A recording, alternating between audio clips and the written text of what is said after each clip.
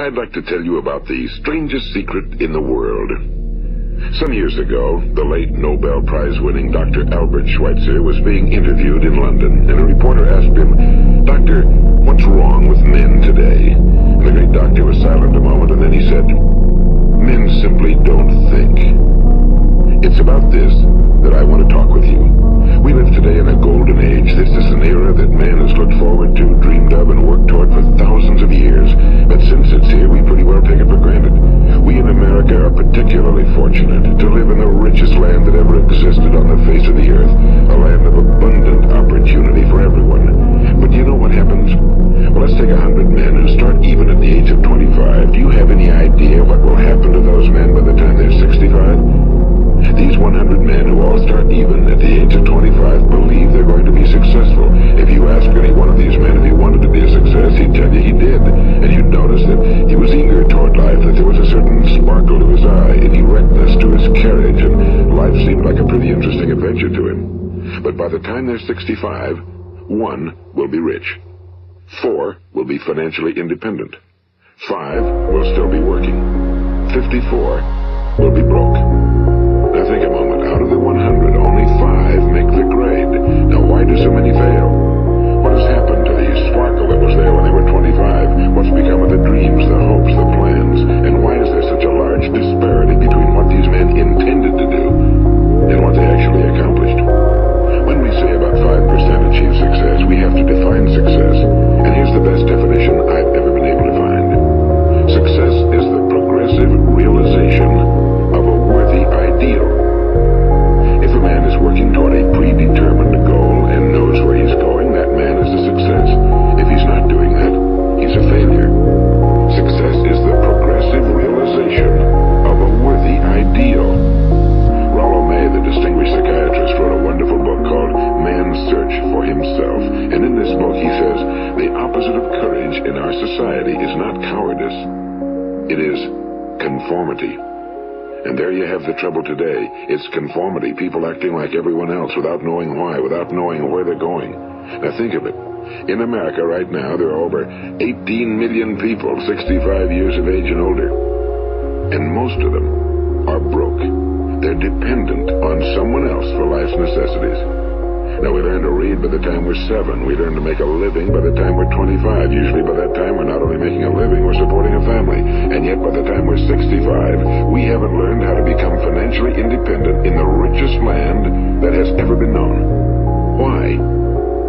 We conform. And the trouble is that we're acting like the wrong percentage group, the 95 who don't succeed. Now, why do these people conform? Well, they really don't know. These people believe that their lives are shaped by circumstances, by things that happen to them, by exterior forces. They're outer-directed people. A survey was made one time that covered a lot of men, working men, and these men were asked, "Why do you work? Why do you get up in the morning?" 19 out of 20 had no idea. If you ask them, they'll say, well, everyone goes to work in the morning, and that's the reason they do it, because everyone else is doing it. Now let's get back to our definition of success. Who succeeds? The only person who succeeds is the person who is progressively realizing a worthy ideal. He's the person who says, I'm going to become this, and then begins to work toward that goal. I'll tell you who the successful people are. A success is the school teacher who's teaching school because that's what he or she wants to do. The success is the woman who's a wife and mother because she wanted to become a wife and mother and is doing a good job of it. The success is the man who runs the corner gas station because that was his dream. That's what he wanted to do. The success is the successful salesman who wants to become a top-notch salesman and grow and build with his organization. A success is anyone who is doing deliberately a predetermined job because that's what he decided to do deliberately. But only 1 out of 20 does that. That's why today there isn't really any competition unless we make it for ourselves. Instead of competing, all we have to do is create. You know, for 20 years I looked for the key which would determine what would happen to a human being. Was there a key I wanted to know which would make the future a promise that we could foretell to a large extent? Was there a key that would guarantee a person's becoming successful if he only knew about it and knew how to use it? Well, there is such a key, and I've found it. Have you ever wondered why so many men work so hard and honestly without ever achieving anything in particular, and others don't seem to work hard and yet seem to get everything? They seem to have the magic touch. You've heard them say that about someone. Everything he touches turns to gold. And have you ever noticed that a man who becomes successful tends to continue to become successful? And on the other hand, have you noticed how a man who's a failure tends to continue to fail? Well, it's because of goals. Some of us have goals, some don't. People with goals succeed because they know where they're going. It's that simple. Think of a ship leaving a harbor, and think of it with the complete voyage mapped out and planned. The captain and crew know exactly where it's going and how long it'll take. It has a definite goal. Now, 9,999 times out of 10,000, it will get to where it started out to get. Now, let's take another ship, just like the first, only let's not put a crew on it or a captain at the helm. Let's give it no aiming point, no goal, no destination. We just start the engines and let it go. I think you'll agree with me that if it gets out of the harbor at all, it'll either sink or wind up on some deserted beach, a derelict. It can't go anyplace because it has no destination and no guidance, and it's the same with a human being. Take the salesman, for example. There's no other person in the world today with the future of a good salesman. Selling is the world's highest paid profession, if we're good at it and if we know where we're going. Every company needs top-notch salesmen, and they reward those men. The sky's the limit for them. But how many can you find? Someone once said the human race is fixed, not to prevent the strong from winning, but to prevent the weak from losing. The American economy today can be likened to a convoy in time of war. The entire economy is slowed down to protect its weakest link, just as the convoy had to go at the speed that would permit the slowest vessel to remain in formation.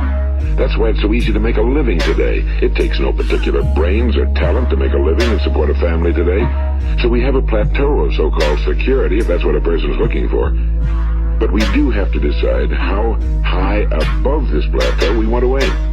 Now let's get back to the strangest secret in the world, the story that I wanted to tell you today. Why do men with goals succeed in life and men without them fail? Well, let me tell you something which, if you really understand it, will alter your life immediately. If you understand completely what I'm going to tell you from this moment on, your life will never be the same again. You will suddenly find that good luck just seems to be attracted to you. The things you want just seem to fall in line, and from now on you won't have the problems, the worries, the gnawing lump of anxiety that perhaps you've experienced before. Doubt, fear, well, they'll be things of the past. Here's the key to success and the key to failure. We become what we think about. Now let me say that again. We become what we think about. Throughout all history, the great wise men and teachers, philosophers and prophets have disagreed with one another on many different things. It's only on this one point that they are in complete and unanimous agreement. Listen to what Marcus Aurelius, the great Roman emperor, said. A man's life is what his thoughts make of it.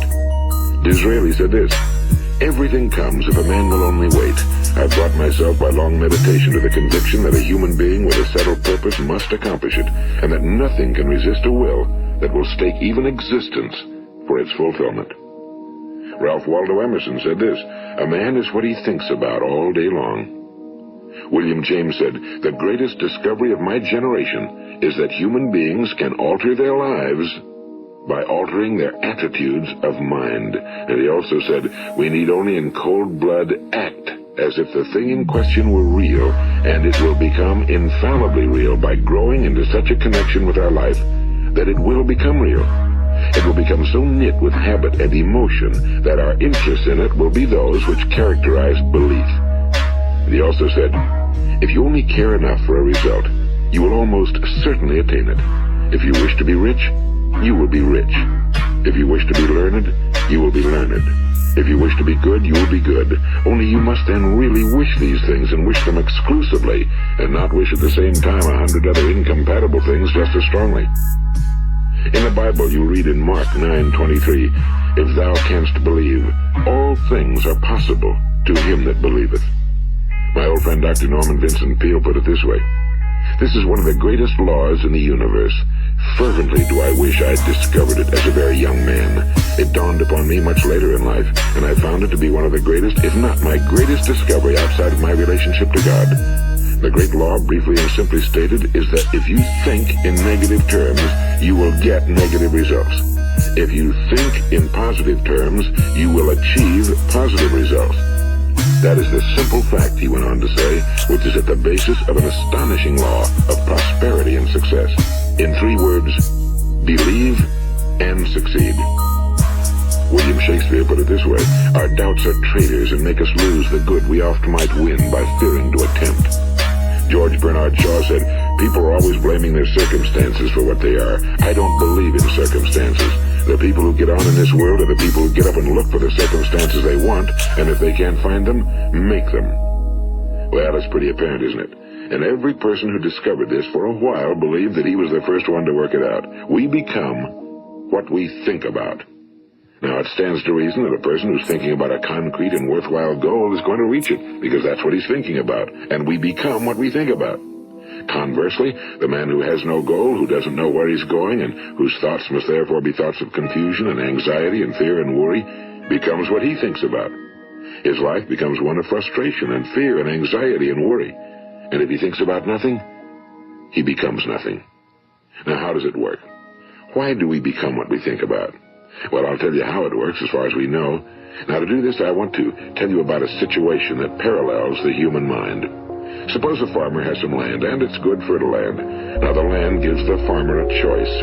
He may plant in that land whatever he chooses. The land doesn't care. It's up to the farmer to make the decision. Now, remember, we're comparing the human mind with the land because the mind, like the land, doesn't care what you plant in it. It will return what you plant, but it doesn't care what you plant. Now, let's say that the farmer has 2 seeds in his hand. One is a seed of corn. The other is nightshade, a deadly poison. He digs 2 little holes in the earth and he plants both seeds, one corn, the other nightshade. He covers up the holes, waters, and takes care of the land, and what will happen? Invariably, the land will return what's planted. As it's written in the Bible, as ye sow, so shall ye reap. Now remember, the land doesn't care. It'll return poison in just as wonderful abundance as it will corn. So up come the 2 plants, one corn, one poison. Now, the human mind is far more fertile, far more incredible and mysterious than the land, but it works the same way. It doesn't care what we plant. Success, failure. A concrete, worthwhile goal, or confusion. Misunderstanding, fear, anxiety, and so on. But what we plant, it must return to us. You see, the human mind is the last great unexplored continent on Earth. It contains riches beyond our wildest dreams. It will return anything we want to plant. Now, you might say, well, if that's true, why don't people use their minds more? Well, I think they figured out an answer to that one, too. Our mind comes as standard equipment at birth. It's free, and things that are given to us for nothing we place little value on. Things that we pay money for, we value. The paradox is that exactly the reverse is true. Everything that's really worthwhile in life came to us free. Our minds, our souls, our bodies, our hopes, our dreams, our ambitions, our intelligence, our love of family and children and friends and country, all these priceless possessions are free. But the things that cost us money are actually very cheap and can be replaced at any time. A good man can be completely wiped out and make another fortune. He can do that several times. Even if our home burns down, we can rebuild it. But the things we got for nothing, we can never replace. The human mind isn't used because we take it for granted. Familiarity breeds contempt. It can do any kind of job we assign to it, but generally speaking, we use it for little jobs instead of big, important ones. Universities have proved that most of us are operating on about 10% or less of our abilities. So decide now, what is it you want? Plant your goal in your mind. It's the most important decision you'll ever make in your entire life. What is it you want? Do you want to be an outstanding salesman? A better worker at your particular job? Do you want to go places in your company? In your community? Do you want to get rich? All you've got to do is plant that seed in your mind, care for it, work steadily toward your goal, and it will become a reality. It not only will, there's no way that it cannot.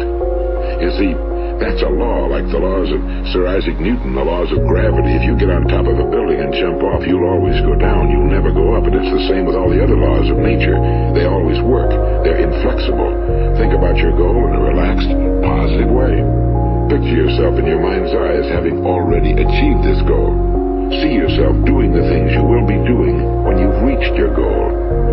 Ours has been called the phenobarbital age, the age of ulcers and nervous breakdowns and tranquilizers. At a time when medical research has raised us to a new plateau of good health and longevity, far too many of us worry ourselves into an early grave trying to cope with things in our own little personal ways without learning a few great laws that will take care of everything for us. These things we bring on ourselves through our habitual way of thinking. Every one of us is the sum total of his own thoughts. He is where he is because that's exactly where he really wants to be, whether he'll admit that or not. Each of us must live off the fruit of his thoughts in the future, because what you think today and tomorrow, next month and next year, will mold your life and determine your future. You're guided by your mind. I remember one time I was driving through eastern Arizona and I saw one of those giant earth-moving machines roaring along the road at about 35 miles an hour with what looked like 30 tons of dirt in it. A tremendous, incredible machine. And there was a little man perched way up on top with the wheel in his hands guiding it. And as I drove along, I was struck by the similarity of that machine to the human mind. Just suppose you're sitting at the controls of such a vast source of energy. Are you going to sit back and fold your arms and let it run itself into a ditch? Or are you going to keep both hands firmly on the wheel and control and direct this power to a specific, worthwhile purpose? It's up to you. You're in the driver's seat. You see, the very law that gives us success is a two-edged sword. We must control our thinking. The same rule that can lead a man to a life of success, wealth, happiness, and all the things he ever dreamed of for himself and his family. That very same law can lead him into the gutter. It's all in how he uses it, for good or for bad. This is the strangest secret in the world. Now, why do I say it's strange, and why do I call it a secret? Actually, it isn't a secret at all. It was first promulgated by some of the earliest wise men, and it appears again and again throughout the Bible, but very few people have learned it, understand it. That's why it's strange, and why for some equally strange reason it virtually remains a secret. I believe that you could go out and walk down the main street of your town and ask one man after another what the secret of success is, and you probably wouldn't run into one man in a month who could tell you. Now, this information is enormously valuable to us if we really understand it and apply it. It's valuable to us not only for our own lives, but the lives of those around us, our families, employees, associates, and friends. Life should be an exciting adventure. It should never be a bore. A man should live fully, be alive. He should be glad to get out of bed in the morning. He should be doing a job he likes to do because he does it well. One time I heard Grove Patterson, the great late editor-in-chief of the Toledo Daily Blade, make a speech, and as he concluded his speech, he said something I've never forgotten. He said, "My years in the newspaper business have convinced me of several things. Among them, that people are basically good, and that we came from someplace, and we're going someplace. So we should make our time here an exciting adventure. The architect of the universe didn't build a stairway leading nowhere." And the greatest teacher of all, the carpenter from the plains of Galilee, gave us the secret time and time again. As ye believe, so shall it be done unto you. I've explained the strangest secret in the world and how it works. Now, on this side, I want to explain how you can prove to yourself the enormous returns possible in your own life by putting this secret to a practical test. I want you to make a test that will last 30 days. It isn't going to be easy, but if you'll give it a good try, it will completely change your life for the better. Now, back in the 17th century, Sir Isaac Newton, the English mathematician and natural philosopher, gave us some natural laws of physics which apply as much to human beings as they do to the movement of bodies in the universe. And one of these laws is that for every action, there is an equal and opposite reaction. Simply stated, as it applies to you and me, it means we can achieve nothing without paying the price. The results of your 30-day experiment will be in direct proportion to the effort you put forth. To be a doctor, you must pay the price of long years of difficult study. To be successful in selling, and remember that each of us succeeds to the extent of his ability to sell. Selling our families on our ideas, selling education in schools, selling our children on the advantages of living the good and honest life, selling our associates and employees on the importance of being exceptional people. To, of course, the profession of selling itself. But to be successful in selling our way to the good life, we must be willing to pay the price. Now, what is that price? Well, it's many things.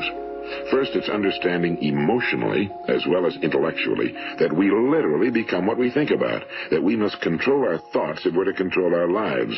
It's understanding fully that as ye sow, so shall ye reap. Second, it's cutting away all fetters from the mind and permitting it to soar as it was divinely designed to do. It's the realization that your limitations are self-imposed and that the opportunities for you today are enormous beyond belief. It's rising above narrow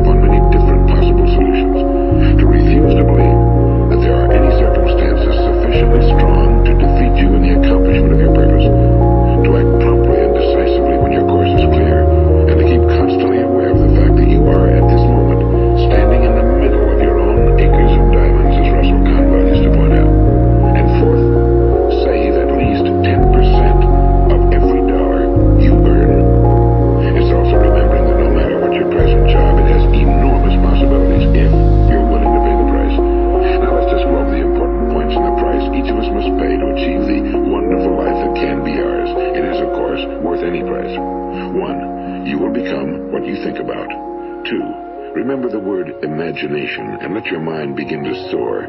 3. Courage. Concentrate on your goal every day. 4. Save 10% of what you earn. And 5. Action. Ideas are worthless unless we act on them. Now I'll try to outline the 30-day test I want you to make. Keep in mind that you have nothing to lose by making this test and everything you could possibly want to gain. There are 2 things that may be said of everyone. Each of us wants something, and each of us is afraid of something. I want you to write on a card what it is you want more than anything else. It may be more money. Perhaps you'd like to double your income or make a specific amount of money. It may be a beautiful home. It may be success at your job. It may be a particular position in life. It could be a more harmonious family. Each of us wants something. Now write down on your card specifically what it is you want. Make sure it's a single goal and clearly defined. You needn't show it to anyone, but carry it with you so that you can look at it several times a day. Think about it in a cheerful, relaxed, positive way each morning when you get up. And immediately you have something to work for, something to get out of bed for, something to live for. Look at it every chance you get during the day and just before going to bed at night. And as you look at it, remember that you must become what you think about. And since you're thinking about your goal, you realize that soon it will be yours. In fact, it's yours really the moment you write it down and begin to think about it. Look at the abundance all around you as you go about your daily business. You have as much right to this abundance as any other living creature. It's yours for the asking. Now we come to the difficult part. Difficult because it means the formation of what is probably a brand new habit, and new habits are not easily formed. Once formed, however, it will follow you for the rest of your life. Stop thinking about what it is you fear. Each time a fearful or negative thought comes into your consciousness, replace it with a mental picture of your positive and worthwhile goal. And there will come times when you feel like giving up. It's easier for a human being to think negatively than positively. That's why only 5% are successful. You must begin now to place yourself in that group. For 30 days, you must take control of your mind. It will think about only what you permit it to think about. Each day for this 30-day test, do more than you have to do. In addition to maintaining a cheerful, positive outlook, give of yourself more than you've ever done before. Do this knowing that your returns in life must be in direct proportion to what you give. The moment you decide on a goal to work toward, you're immediately a successful person. You are then in that rare and successful category of people who know where they're going. Out of every 100 people, you belong to the top 5. Don't concern yourself too much with how you're going to achieve your goal. Leave that completely to a power greater than yourself. All you have to do is know where you're going. The answers will come to you of their own accord and at the right time. Remember these words from the Sermon on the Mount, and remember them well. Keep them constantly before you this month of your test. Ask, and it shall be given you. Seek, and ye shall find. Knock, and it shall be opened unto you. For every one that asketh receiveth, and he that seeketh findeth, and to him that knocketh it shall be opened. It's as marvelous and as simple as that. In fact, it's so simple that in our seemingly complicated world, it's difficult for an adult to understand that all he needs is a purpose and faith. For 30 days, do your very best. If you're a salesman, go at it as you've never done before, not in a hectic fashion, but with the calm, cheerful assurance that time well spent will give you the abundance in return you deserve and want. If you're a homemaker, devote your 30-day test to completely giving of yourself without thinking about receiving anything in return. And you'll be amazed at the difference it makes in your life. No matter what your job, do it as you've never done it before for 30 days. And if you've kept your goal before you every day, you'll wonder and marvel at this new life you've found. Dorothea Brand, the outstanding editor and writer, discovered it for herself and tells about it in her fine book, Wake Up and Live. Her entire philosophy is reduced to the words, act as though it were impossible to fail. She made her own test with sincerity and faith, and her entire life was changed to one of overwhelming success. Now, you make your test for 30 full days. Don't start your test until you've made up your mind to stick with it. You see, by being persistent, you're demonstrating faith. Persistence is simply another word for faith. If you didn't have faith, you'd never persist.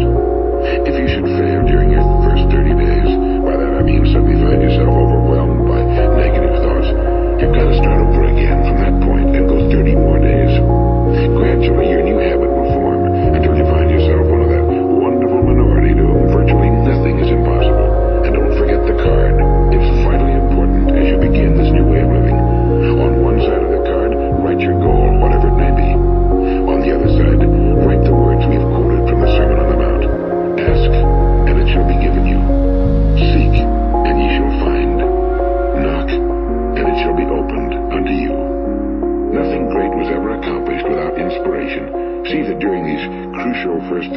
your own inspiration is kept at a peak. And above all, don't worry. Worry brings fear, and fear is crippling. The only thing that can cause you to worry during your test is trying to do it all yourself. Know that all you have to do is hold your goal before you. Everything else will take care of itself. Remember also to keep calm and cheerful. Don't let petty things annoy you and get you off course. Now, since making this test is difficult, some will say, why should I bother? Well, look at the alternative. No one wants to be a failure. No one really wants to be a mediocre individual. No one wants a life constantly filled with worry and fear and frustration. Therefore, remember that you must reap that which you sow. If you sow negative thoughts, your life will be filled with negative things. If you sow positive thoughts, your life will be cheerful, successful, and positive. Now, gradually, you'll have a tendency to forget what you've heard on this recording. Play it often. Keep reminding yourself of what you must do to form this new habit. Gather your whole family around at regular intervals and listen to what's been said here. You know, most men will tell you that they want to make money without understanding the law. The only people who make money work in a mint. The rest of us must earn money. This is what causes those who keep looking for something for nothing or a free ride to fail in life. The only way to earn money is by providing people with services or products which are needed and useful. We exchange our time and our product or service for the other man's money. Therefore, the law is that our financial return will be in direct proportion to our service. Now, success is not the result of making money. Making money is the result of success, and success is in direct proportion to our service. Most people have this law backwards. They believe that you're successful if you earn a lot of money. The truth is that you can only earn money after you're successful. It's like the story of the man who sat in front of the stove and said to it, "Give me heat, and then I'll add the wood." How many men and women do you know, or do you suppose there are today, who take the same attitude toward life? There are millions. We've got to put the fuel in before we can expect heat. Likewise, we've got to be of service first before we can expect money. Don't concern yourself with the money. Be of service, build, work, dream, create. Do this and you'll find there's no limit to the prosperity and abundance that will come to you. Prosperity, you know, is founded upon a law of mutual exchange. Any person who contributes to prosperity must prosper in turn himself. Sometimes the return will not come from those you serve, but it must come to you from someplace, because that's the law. For every action, there is an equal and opposite reaction. As you go daily through your 30-day test period, remember that your success will always be measured by the quality and quantity of service you render, and money is a yardstick for measuring this service. No man can get rich himself unless he enriches others. Now, there are no exceptions to a law. You can drive down any street in America and from your car estimate the service that's being rendered by the people living on that street. Had you ever thought of this yardstick before? It's interesting. Some, like ministers and priests and other devoted people, measure their returns in the realm of the spiritual, but again, their returns are equal to their service. Once this law is fully understood, any thinking person can tell his own fortune. If he wants more, he must be of more service to those from whom he receives his return. If he wants less, he has only to reduce his service. This is the price you must pay for what you want.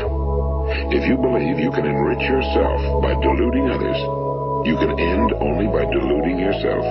It may take some time, but just as surely as you breathe, you'll get back what you put out. Don't ever make the mistake of thinking you can avert this. It's impossible. The prisons and the streets where the lonely walk are filled with people who tried to make new laws just for themselves. We may avoid the laws of man for a while, but there are greater laws that cannot be broken. An outstanding medical doctor recently pointed out 6 steps that will help you realize success. 1. Set yourself a definite goal. 2. Quit running yourself down. 3.